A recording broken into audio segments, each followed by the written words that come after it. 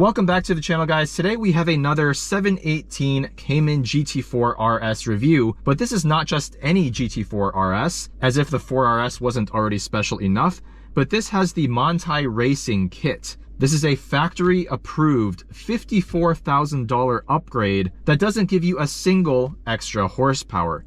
No, Porsche RS cars are all about balance. And if you don't find the stock GT4 RS balanced enough or capable enough on track, then cough up around $54,000 plus around $6 grand in labor, so about $60,000 all in to upgrade this car's aero, suspension, and brakes. The owner, Preston, mentioned he picked this car up already with the Manthey kit at basically MSRP. The MSRP of this starts at around $165,000 to $170,000. Put a few options on it, you tack on the 60 grand for the Manthey kit, and you're looking at roughly a $250,000 car. So what does that $60,000 get you? Well, let's start off with the aero. We get a larger rear wing with carbon fiber reinforcement plates. On the front, we get canards, a splitter, underbody elements, air curtains, and we also get these beautiful aero discs on the rear wheels. All in all, this nearly doubles the peak downforce. So at 200 kilometers per hour or 124 miles per hour, this is rated at 372 pounds, which is an increase of 176. This also gives us steel braided brake lines and special brake pads for the OEM calipers and rotors. And so far, all of the things I've said probably make little to no difference on the road. Aero doesn't do squat at canyon speeds. And I would not say the stock brakes of the GT4 RS were a particular weakness of the car. But here's where we will feel a difference. We have 4-way adjustable KW coilovers.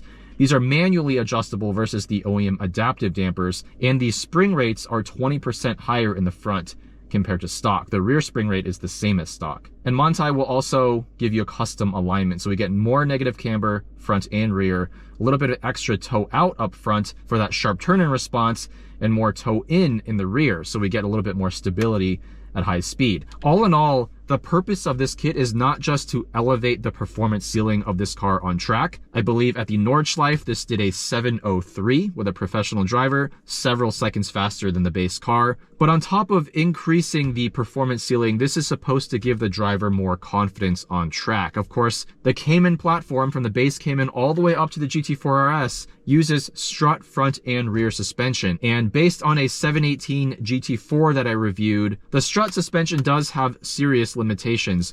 When you brake hard into a corner, if you trail brake, the rear suspension dynamically toes out, which makes the rear very snappy. We're not going to push the limits of this highly capable track car here on a canyon road, but needless to say, the alignment changes and the damper changes and the aero of this car, in theory, should make it more confidence inspiring at the limit. 4-liter naturally aspirated flat 6 engine carried over from the 911 GT3, but because it's in a mid-engine configuration, this makes a little bit less horsepower at 493 with 331 pound-feet of torque.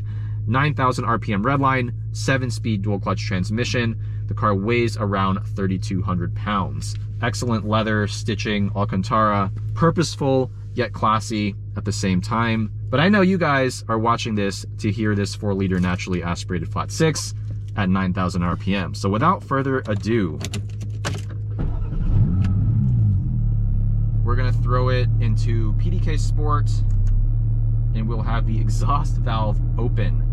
Of course, the 4RS comes with these insane side carbon intakes just behind your head, so you get pure induction note. In fact, it's too loud for a lot of people.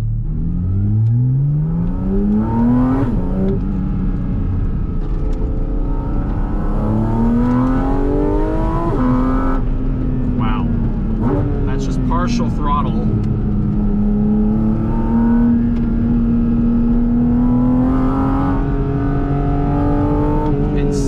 Sharp front end.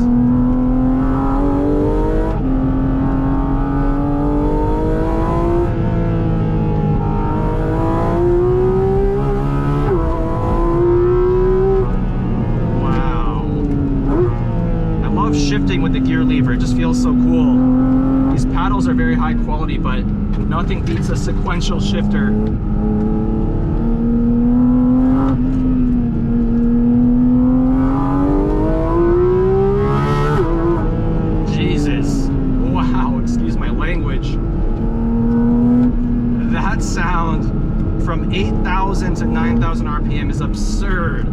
this Manthey kit? Well, this suspension is no joke. The damping feels even more aggressive than the stock GT4 RS, which is already a very, very firmly damped car. The 7-speed dual clutch, so quick, lightning quick downshifts. The front end of this car tram lines quite a bit more than the stock car. I'm sure part of that's because of the extra toe out in the front. So this car is probably less street friendly than the already not street friendly GT4 RS.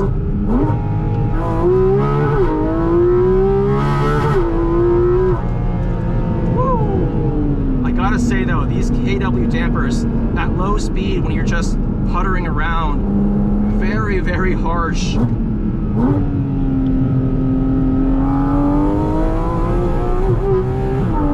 And over some of these bigger bumps, oh, you can just hear the engine skip a beat because there's wheel spin, even just driving straight. But when you're mid-corner, when you're not heavy on the throttle, I can feel that these dampers are very high quality. They respond so quickly to the little imperfections on the road. The car corner is so flat.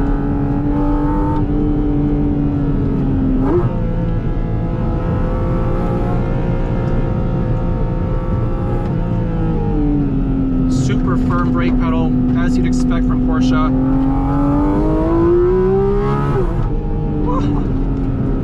Heard a little bit of wheel spin there over that bump. This is an intense driving experience. Lots of steering feel from this EPS.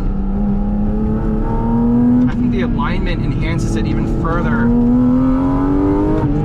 Virtually no understeer. Oh yeah, a little bit of rotation on throttle there in second gear. Wow, this car is way too capable for any canyon road. You need to take this on track to experience the benefits.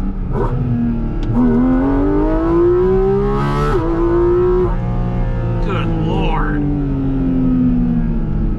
This suspension though, oh my goodness. It's so aggressive for this road. It's manually adjustable, but the owner Preston just left it at the factory setting. Personally, I would soften it up a bit for this type of road, but hey, how often are you actually gonna drive a Manthey GT4 RS on a canyon road? This is meant for the track.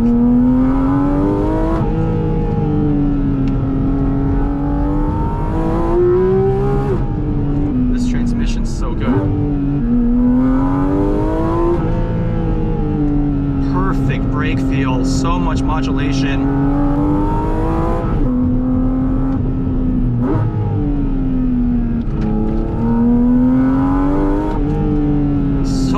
Front end response. I think the suspension and the alignment really elevate how sharp this car feels. Even on a road like this, I can feel the differences. But yeah, look at that suspension, pogo sticking. The dampers are amazing, but for these really big bumps mid-corner, having a hard time coping. The spring rates aren't all that different from stock. Remember, the rear spring rate is identical, but the damping does feel noticeably more aggressive. Long straightaway with a lot of bumps. Let's see if we can keep these tires glued to the road.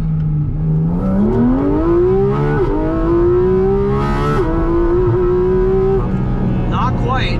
There was a little bump back there where you heard the revs just spike up for a split second. And in first gear, it was struggling a bit to put the power down. I was getting a little bit of oversteer.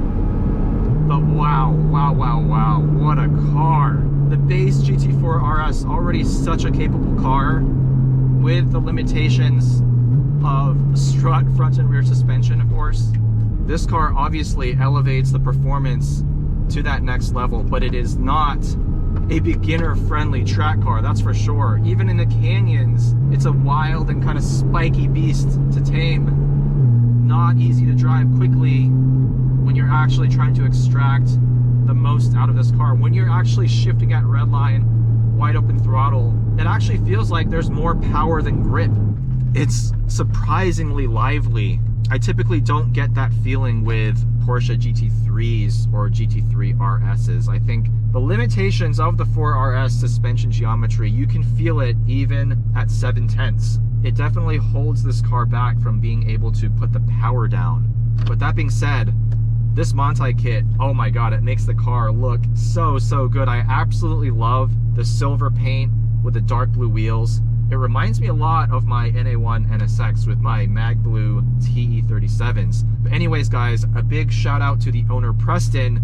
Let me know your thoughts on the Manthey GT4 RS for your, let's call it $230,000 to $260,000. Is this the way to go if you want a Porsche GT track car? Are you better off just going for a 992.1 GT3? Or for the same money as this, you can get a really nice 991.2 GT3 RS. What are your thoughts on the best Porsche GT cars in this price range? Let me know down in the comments. Thank you guys for watching, and I'll see you in the next one.